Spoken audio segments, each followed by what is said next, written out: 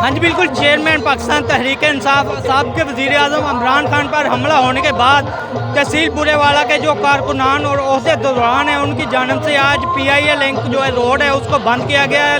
Road बंद होने की वजह जो है ट्रैफिक की रवानी उसको भी शदीद मुश्किलात का सामना कर रहा है। एहतजाज में जो है पाकिस्तान तहरीक इंसाफ के कारकुनान और ओहदेदारान की बड़ी तादाद ने शिरकत की है। इसके साथ साथ मजदूर जो शख्स है उसने भी शिरकत की है। इस वक्त मेरे साथ वो मजदूर शख्स मौजूद है, हम उनसे जानते हैं। जी आप बताइएगा क्या मुतालबात हैं, आप क्या हुकूमत से मुतालबा करेंगे आप?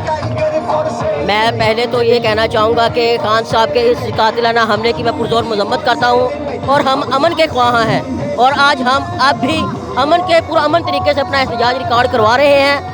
और मेरी जो इंसाफ के अदारे हैं और अस्करी अदारे हैं उनसे यही अपील करता हूँ कि जो भी खान साहब ने नॉमिनेट किए हैं नाम या जो इसके पीछे किरदार हैं जो भी किरदार हैं उनको हमारे सामने अयां किया जाए और हमें सिर्फ़ और सिर्फ इंसाफ चाहिए।